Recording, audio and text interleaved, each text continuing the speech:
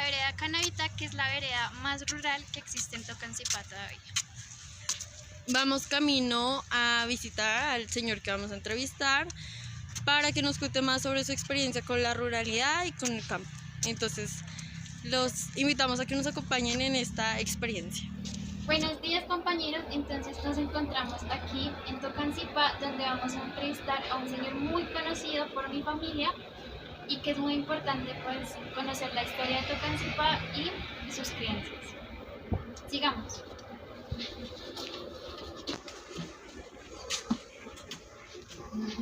Buenos días. Buenos días. Buenos días, ¿cómo les ha ido? Bien. Bienvenidos. Muchas gracias. Nos presentamos. Mi nombre es Carol. Mi nombre es Sofía. Mi nombre es Valeria. Yo soy Natalie. Y yo soy Jackie. Bueno, muy buenos días. Primero que todo, nosotras somos estudiantes de Medicina Veterinaria y Zootecnia de segundo semestre de la Universidad UTCA, la Universidad de Ciencias Aplicadas y Ambientales. Y venimos a realizar una entrevista acerca de cómo se abarca, digamos, tu experiencia con la tierra y más que todo en el municipio de Tocancipá, cómo lo llevan a cabo. Pues vea que esto es algo muy importante y les felicito porque han cogido una carrera muy excelente, porque lo que es la parte de la veterinaria, sin campo no habría ciudad y la vida está en el campo.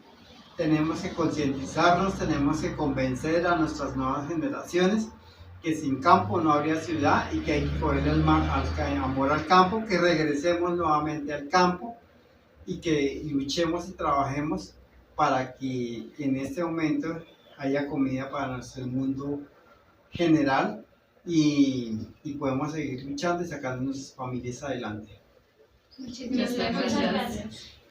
Buenos días, muchas gracias por recibirnos acá en tu finca.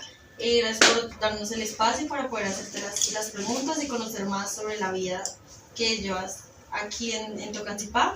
Y entonces primero nos gustaría saber cómo llegaste acá a Tocancipá. Si es de familia, ya naciste acá o viajaste hasta acá, sus inicios acá. Nos gustaría saber eso primero. Bueno, muy buenos días, les agradezco por tenernos en cuenta. Mi nombre es Segundo Balcero Nava. Soy del municipio de Tocancipá, nacido y criado en este municipio. Pertenezco a una comunidad indígena que es la comunidad del Cabildo Indígena de Tocancipá, Muisca, de la familia Muisca. Mi abuelo también se llamaba Segundo Balcero, fue gobernador del Cabildo Indígena de Tocancipá en el año de 1863. De mi abuelo hubieron 4 hijos. De los 4 hijos que fue Ignacio, Santos, Josefa y Juan, que ya no queda sino solamente Juan, que Juan es mi papá, entonces es de la descendencia. Mi nombre es Segundo porque me colocaron el mismo nombre de mi abuelo. Segundo, también fui gobernador del Cabildo Indígena hace 3 años. Fui gobernador de ese cabildo aquí en Tocancipá. Hoy en día ya el cabildo está constituido. Y qué le cuento, en este municipio es muy rico, fue muy rico antes de que llegaran a la zona industrial, en todo lo que es la parte agrícola, pecuaria, también una parte minera y todo lo que es de especies menores. Antiguamente había trueque, no había necesidad de coger y de hacer mercado porque en el campo de Tocancipá había la comida, pues había mucha abundancia de papa, el trigo, la cebada, el maíz, las habas, las alberjas. Solamente se recogía parte de estas producciones y se llevaban para hacer el trueque en el municipio de Zipaquirá o en el municipio de Cajicá. ¿Cuál era el trueque? Lo único que se buscaba era el dulce y la sal, nada más, porque la carne la había en la casa, todo lo que era de verduras lo había en la casa. Y ellos hacían ese trueque los martes en Zipaquirá y los domingos lo hacían en Cajicá. Traían los zurrones de miel, porque antiguamente pues no encontraban la panela, sino era el zurrón de miel, eran unos bultos como bultos de papa, venían líquidas. y la sal la traían era en terrón, que era la sal viva, entonces la colocaban entre las ollas de barro, sacaban el agua salada y de ahí le colocaban la sal a los alimentos. Los dejo entonces a disposición de las preguntas. Mi nombre es Karen y yo te quería preguntar sobre tu religión, ya que eres de la comunidad de caballeros indígenas, si ellos creen más en las religiones de hoy en día o cómo fue la creencia desde que naciste y tu familia, ¿qué te inculcó? Bueno, mire Karen, y para todas sus compañeras y para las personas que también sean partícipes de este video, nosotros en el Cabildo Indígena de Tocancipá, o casi todo lo que fue toda la parte de la comunidad indígena aquí de Tocancipá, había mucha creencia antiguamente sobre la madre tierra, la madre naturaleza, la madre agua.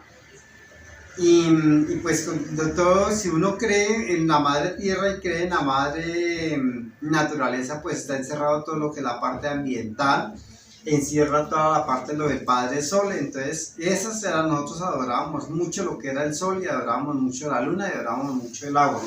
Para nosotros es mucho respeto lo que es la parte ambiental y es mucho respeto lo que es la parte del agua. Aquí se veneraba mucho y los ritos se hacían en un lugar que se llamaba, o se llama todavía, Quebrada Honda. Es una cascada donde esa cascada se divide en dos caídas, que la primera era donde se bañaba la diosa y el segundo era donde se bañaba el cacique. Todavía existe. El Cabildo Indígena se trató de disolver, se disolvió en el año de 1870 y en este momento nuevamente está recientemente reconocido ante el Ministerio del Interior. La comunidad está esparcida dentro del municipio. Y cuando llegó la colonia española, pues se fue infiltrando la religión católica. Al infiltrarse la religión católica, entonces hay un fraile que se llama Santo Domingo. Él pintó, también era indígena, pintó una imagen que fue la imagen de Nuestra Señora del Milagro de Tocancipá. Su festividad se celebra el primer domingo de octubre de cada año.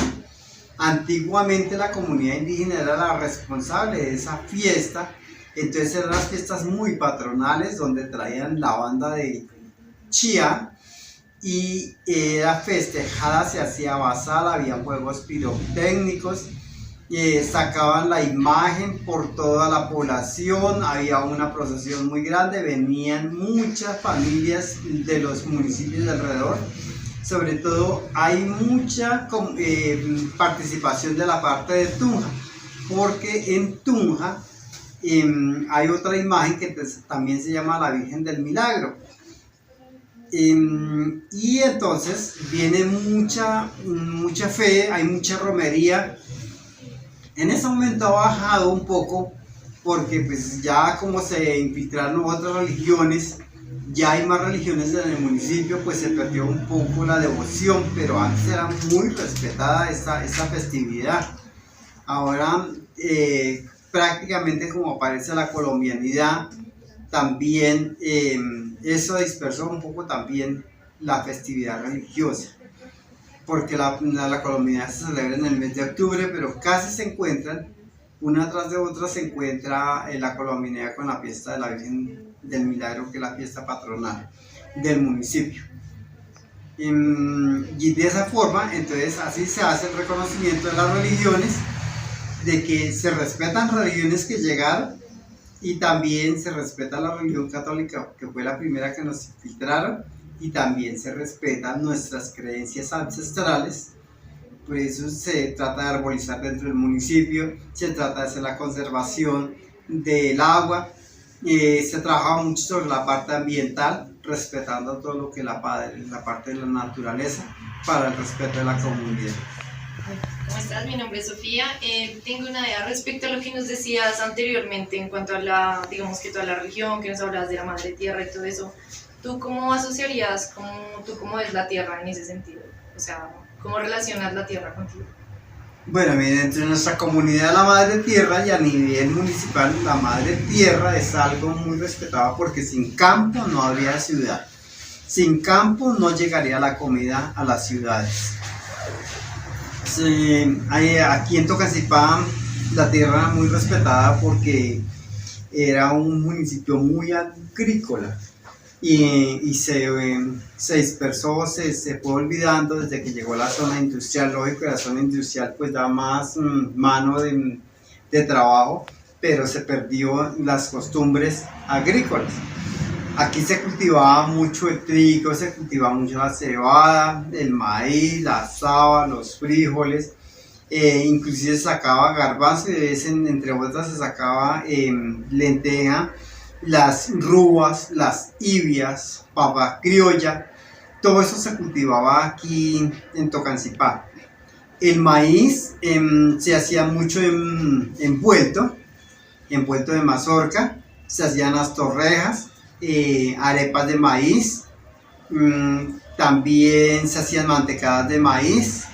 Por eso al comienzo les hablaba de que la comida nunca faltaba en la casa.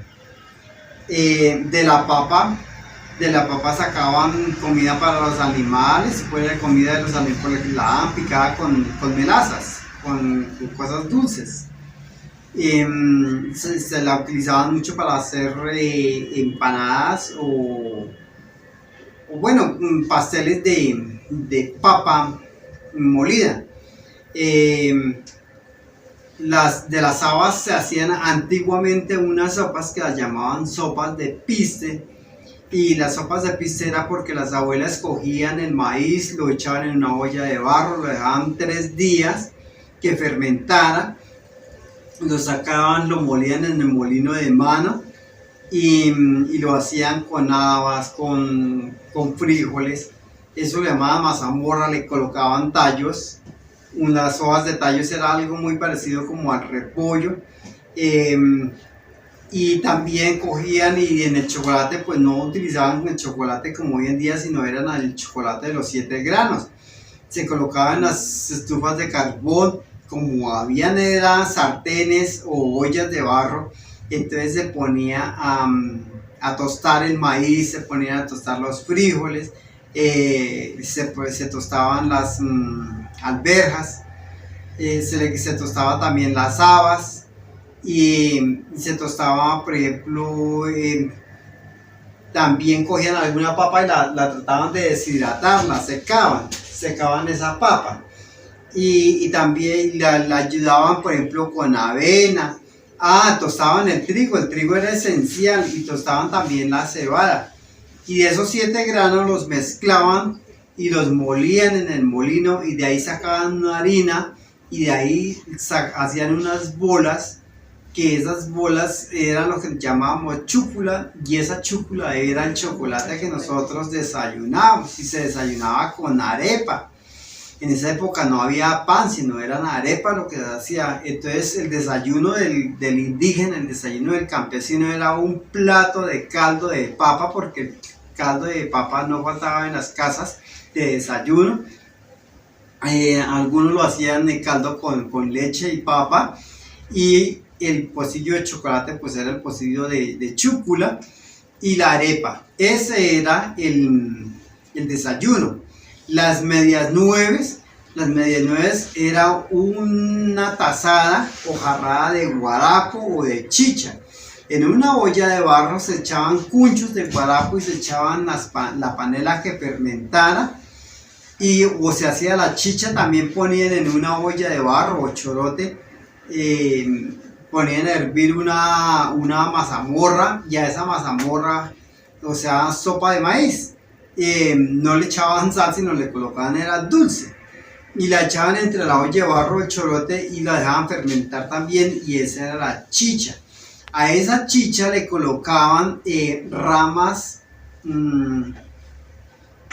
de unas ramas del bosque, que es el laurel, para que fermentara mejor. Hoy en día se sabe que el laurel era una gran rama que ayudaba a las personas diabéticas. Por eso antiguamente nosotros no escuchábamos nada de diabetes, ni escuchábamos nada de dulce porque era que la raya corregía el azúcar del cuerpo de la persona. Y papas saladas, esas eran las medias nueves. En el almuerzo nunca faltaba la mazamorra, como yo les decía, la mazamorra de maíz con todo lo que son habas, frijoles, y bueno, y papa, eso no faltaba. En el almuerzo, la carne nunca faltaba en la casa porque sacrificaban la res, sacrificaban los cabros, sacrificaban un borrego, un ovejo, y la carne la colgaban. No había nevera, sino esa carne la cogían, la ensalitraban para que las moscas no la pisaran y la colgaban con alambres en pedazos de palos en la cocina. Eso lo llamaban garabatos, y esos garabatos entonces los colgaban con alambre, y como la gente cocinaba era con leña, entonces el humo no permitía de que la carne se dañara, ni el humo permitía de que las moscas se pararan sobre la carne.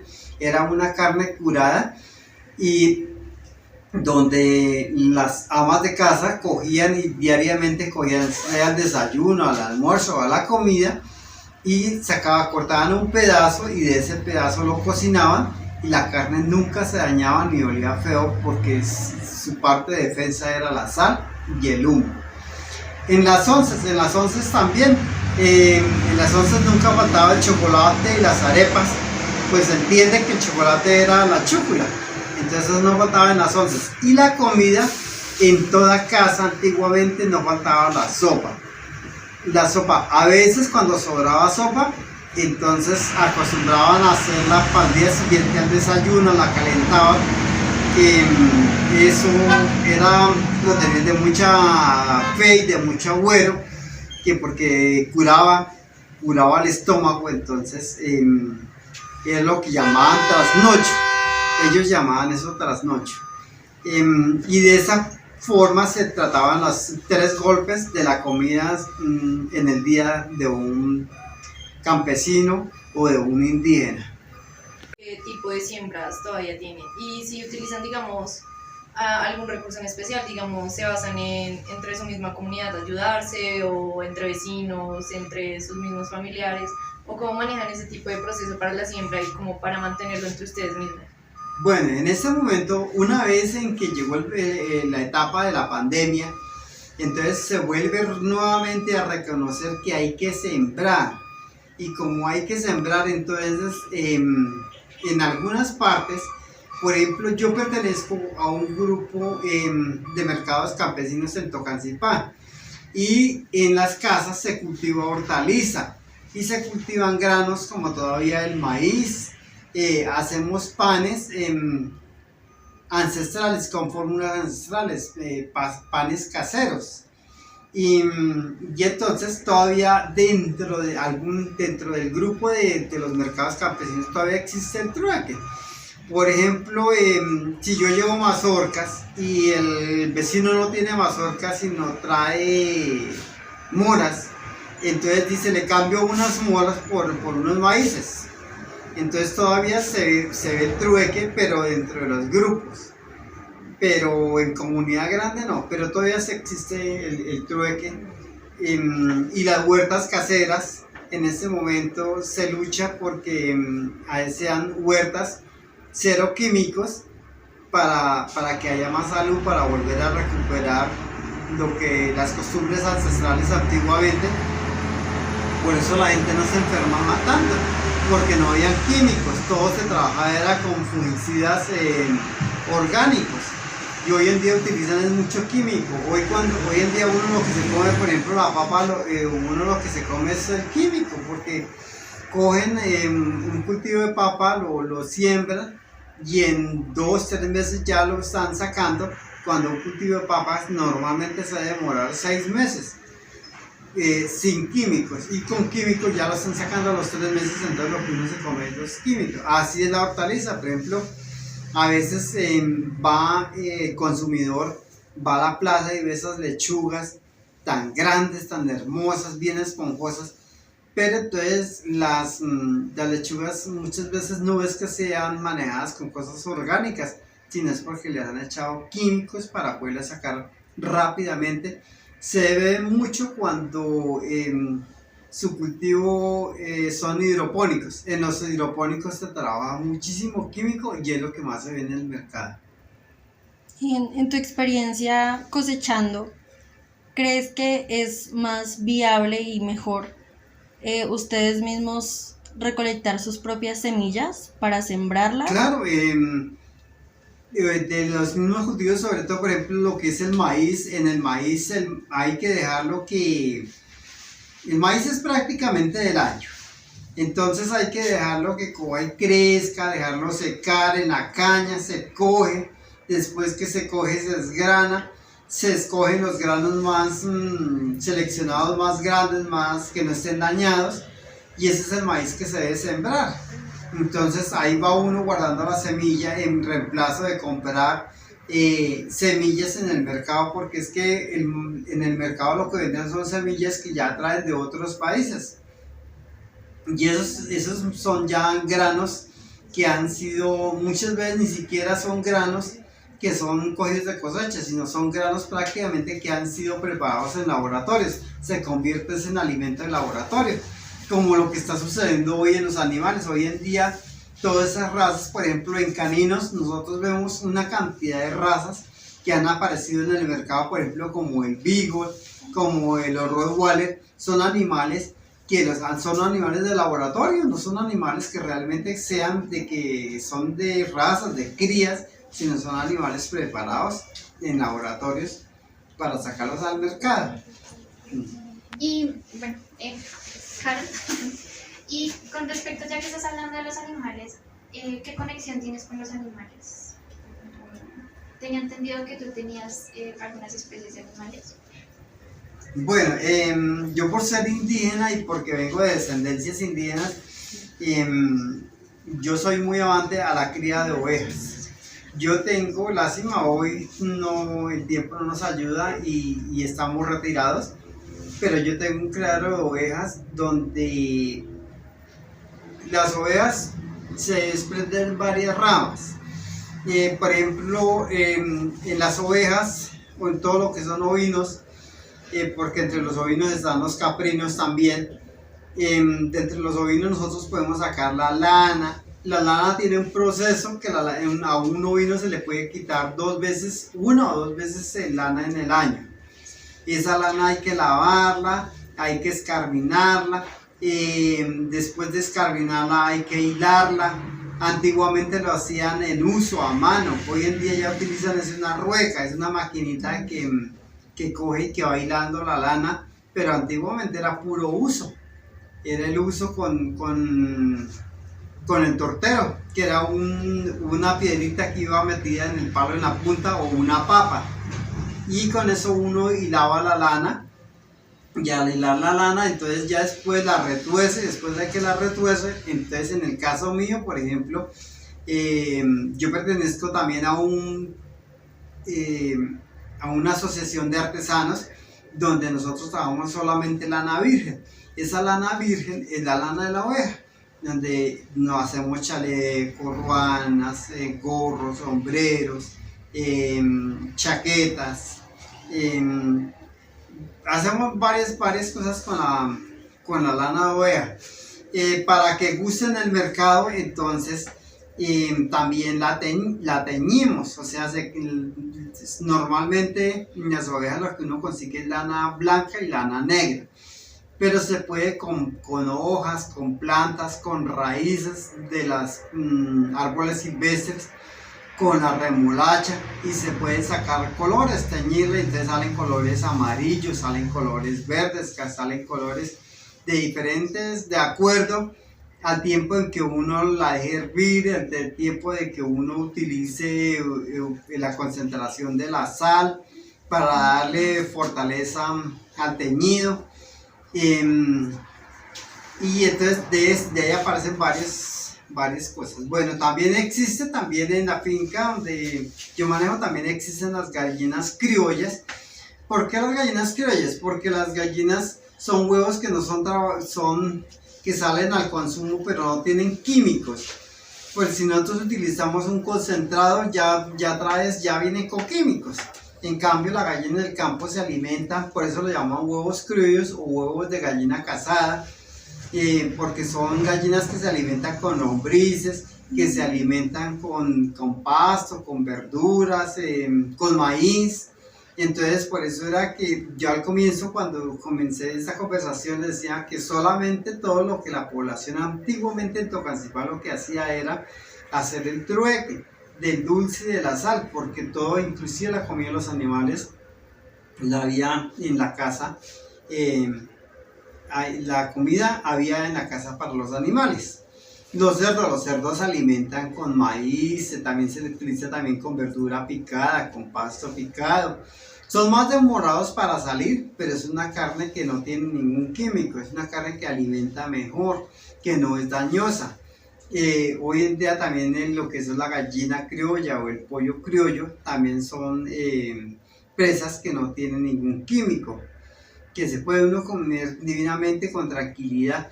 En cambio, si uno compra en el mercado un pollo que sale de 35 días, es solo agua. Es una presa que al coger y al asarla se vuelve una presa pequeña, porque ellos son solamente agua. El químico hace que la pierna crezca o cualquier parte de su cuerpo crezca, pero esa punta es solo agua.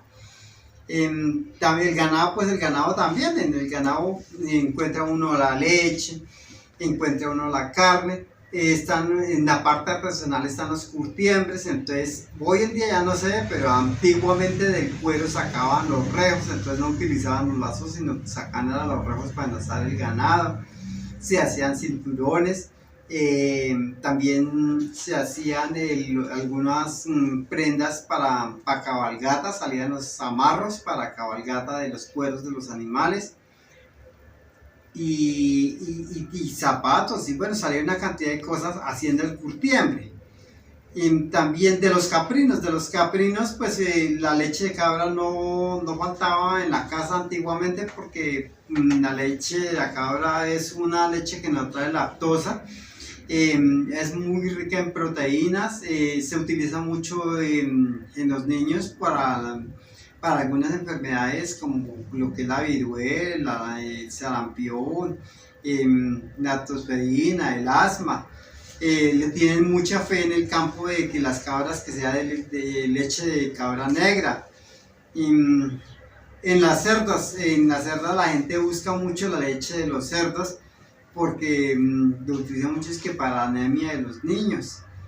Y bueno, hay una cantidad de creencias totalmente que se desprenden de todo lo que es una parte de animales. Me presento, mi nombre es Valeria, y con respecto a lo anterior dicho, quería preguntarte qué ganancias obtienes a partir de ello.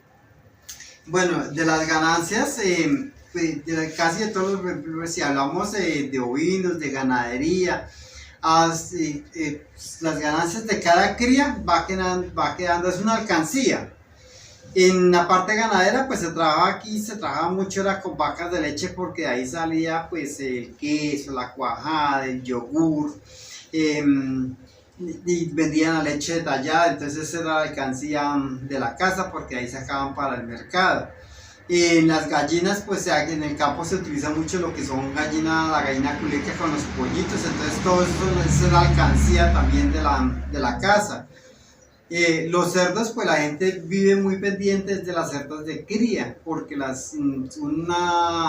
por cada cerdito que se vende hoy en día en el mercado está 170.000, entonces, y una cerda normalmente da entre 11, 12 hasta 14 animales.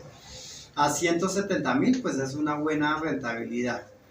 Y las ovejas, pues la oveja es una alcancía, eso sí, la oveja es totalmente una alcancía del campesino. De la gallina sí, porque es una comida diariamente que se ve el huevo y se ve la carne. ¿Y con lo que tú realizas, subsistes de eso o necesitas otras fuentes externas para subsistir de O sea, eso? como de tus amasijos, de lo que vendes. Bueno, ya que dijo de los amasijos. Ya que dijo de los amasijos, por ejemplo, en el caso mío, en ese momento donde estamos reunidos, aquí se hace pan casero, entonces ya se sabe que el pan viene se saca de la harina de trigo. Nosotros hacemos, por ejemplo, unas mogollas de maíz, entonces el maíz se coge y se muele y se mantiene la harina de maíz, se cierne, se tamiza y de ahí se saca el pan de maíz. Si nosotros no queremos utilizar levaduras, entonces hay que hacerlo, por ejemplo, en verano se hace el pan y se deja al rayo del sol para no utilizar ninguna levadura ni nada. Entonces se deja al rayo del sol y la calor del sol hace que esa masa se fermente y comience a crecer. Queda una cosa durita, pero es muy poquito, pero se come un alimento sin levaduras. Y no sé, no se me salió. Pues digamos, yo te quería preguntar, digamos, yo también conozco todo el ámbito de la panadería, porque pues, mis papás tienen una panadería, y yo quería preguntarte si ahorita con lo que tú haces y con el precio de la subida de la harina, eso te da para subsistir y para seguir haciéndolos, o te sale más caro, te toca buscar otros recursos para comprar harina, levadura, mantequilla. Bueno, lo que pasa es que ahorita al ver subido las harinas, al ver subido la grasa y ver subido el azúcar, entonces pues la ganancia es más poca y lo mismo pues el gas, todo es más caro, pero con las costumbres ancestrales, lo que yo le comentaba anteriormente, nosotros si lo trabajamos con la parte ancestral no utilizaríamos cuarto de crecimiento, sino utilizaríamos sería la calor del sol o la calor del mismo horno. Lástima que hoy no está prendido porque aquí no hay cuarto de crecimiento, sino se utiliza la misma calor del horno, es la que hace levantar eso. Ay, más que digamos, estos hornos de gaveta son bastante... Y pues hoy si nos damos cuenta en las panaderías, en la gran parte de las panaderías lo que han hecho es bajarle la grasa.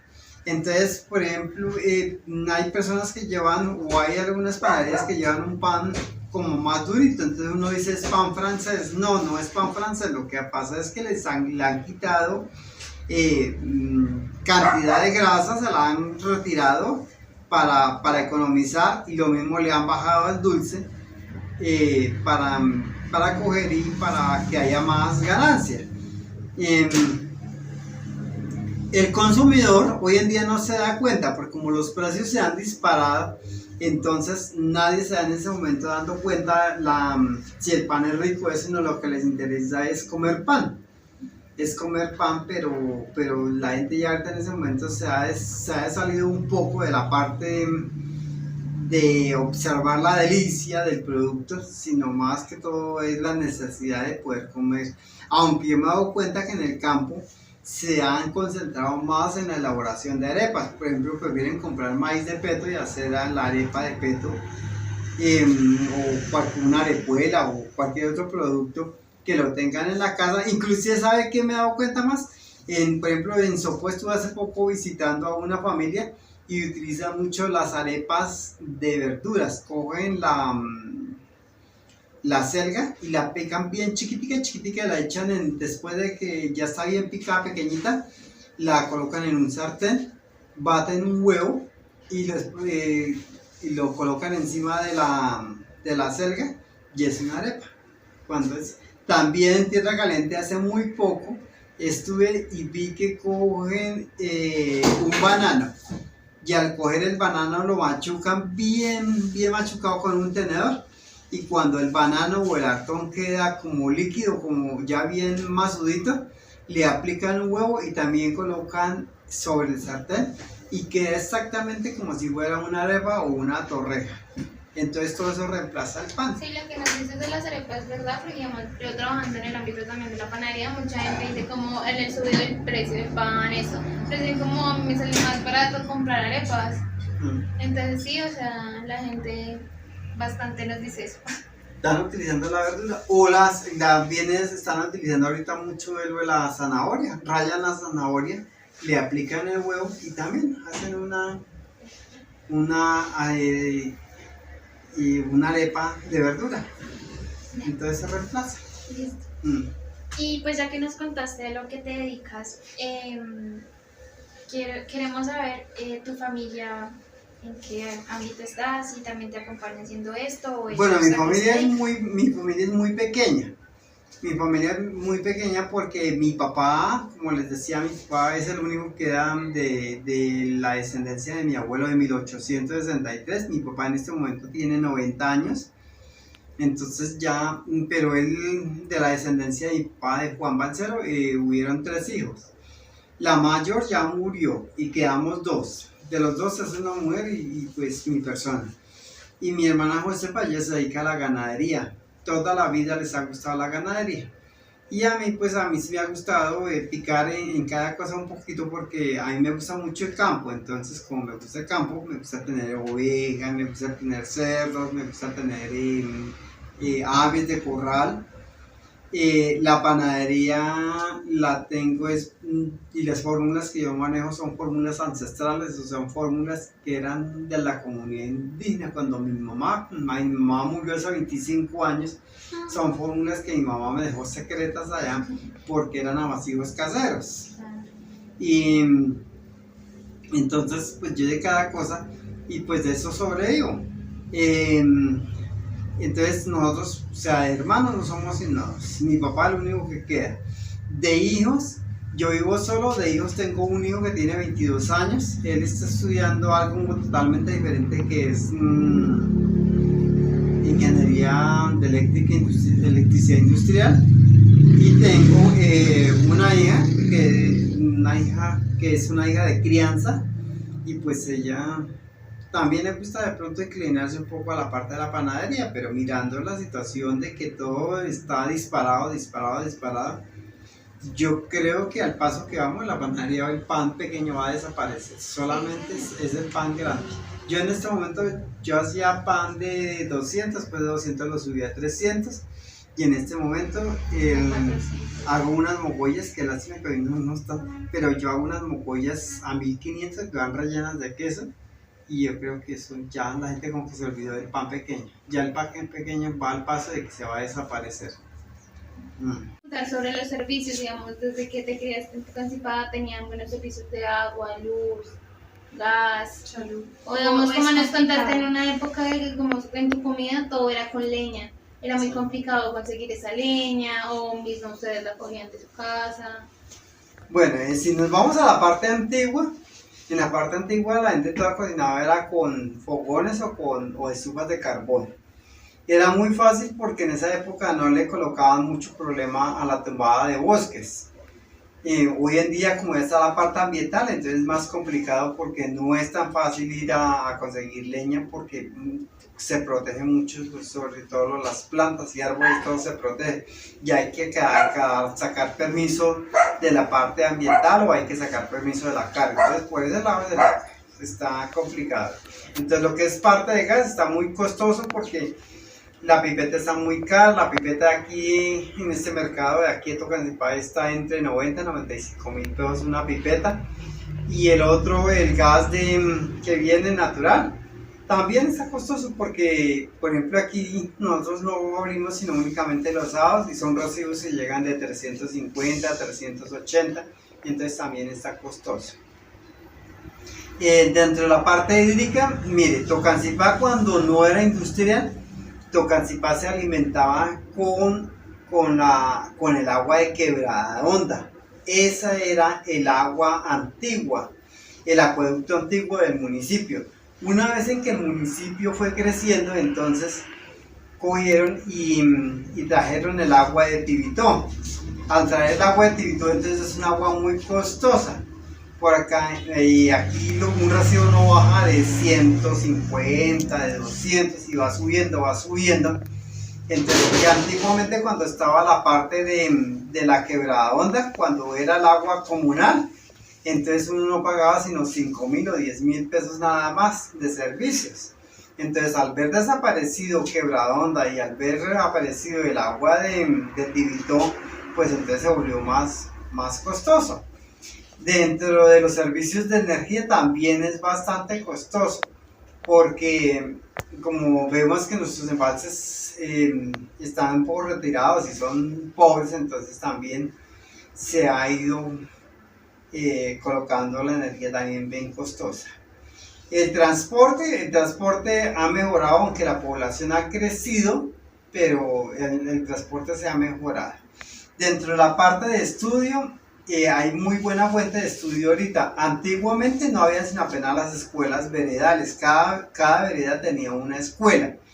pero al municipio al verse vuelto industrial, entonces hay mucha facilidad de poder estudiar, porque el municipio tiene convenios con el SENA, tiene convenios con algunas universidades, entonces las universidades vienen y dictan sus capacitaciones para los muchachos para poder hacer sus tesis, hacen campañas ahí en el parque y todo, entonces ha mejorado muchísimo. Yo soy fundador de una granja y a esa granja a veces tengo la oportunidad de recibir universidades donde ellos vienen y hacen sus prácticas, piden información como la que están haciendo hoy en día ustedes, y uno se da cuenta pues que ha mejorado, lo que es la parte educativa ha mejorado mucho en el municipio. Inclusive hay una cosa que se llama el FODES. El FODES es una oficina en el municipio donde ayuda a los del municipio de Tocancipá, les ayuda en becas totalmente gratis o por lo menos les ayudan en un 50% de pago para la universidad. Lógico, los muchachos tienen que volverse muy buenos estudiantes para que se mantenga ese beneficio del FODES. Entonces la parte educativa en Tocancipá sí ha mejorado muchísimo. ¿Tú sientes por parte del gobierno de pronto que hay cierto abandono, olvido con las comunidades rurales, indígenas, los campesinos? Sí, desafortunadamente aquí en Tocancipá, pues lo que yo vuelvo y digo, una vez en que se desapareció la zona industrial, sí se abandonó, o sea, está olvidado todo lo que es la parte pecuaria, agrícola, está abandonada en el municipio. Y pues el Cabildo hasta en este momento, hasta ahora acaban de reconocerlo, pues habrá que esperar el Cabildo, porque sabe que todo lo que son cabildos indígenas luchan mucho contra la parte gubernamental y tienen mucho agarre, pero todo lo que es parte de pecuaria agrícola en el municipio sí se acabó, está muy abandonada. Y en cuanto a la parte de salud, La parte de salud también ha mejorado. Una vez en que apareció el hospital y todo, ha mejorado, pero muy lentamente, porque le falta todavía mucha capacitación de orientación y le falta capacitación de atención, porque todavía hay muy mala atención. Entonces en salud todavía sí le falta muchísimo. Y pues ya que anteriormente nos hablaste de la educación de Tocancipá, en tu caso, ¿obtuviste ayuda para tener alguna educación? Bueno, lo que sucede es que yo he hecho muchísimos cursos para poder yo ser fundador de una granja. Tuve que hacer muchísimos cursos en el SENA y todos los cursos que yo he hecho en el SENA son en base a partes de campo. Entonces se sabe que en el SENA no tiene ningún costo, entonces es una forma en que yo me he ayudado. Eso es. Bueno, ya esta fue la finalización de la entrevista. Te queríamos dar las gracias y por habernos respondido a todas nuestras dudas. Y ya nos dimos cuenta de que la vida de un campesino igual es bastante dura y eso nos queda como reflexión a todas. En serio, muchas gracias por tu tiempo y dedicación a este trabajo. No, gracias a ustedes porque me tuvieron en cuenta de poder llegar a esta información. De todas maneras, las puertas están abiertas para más adelante, para ustedes o para otros compañeros o otras universidades que quieran pedir información de orientación del campo, de una comunidad campesina, pues entonces, bienvenidos.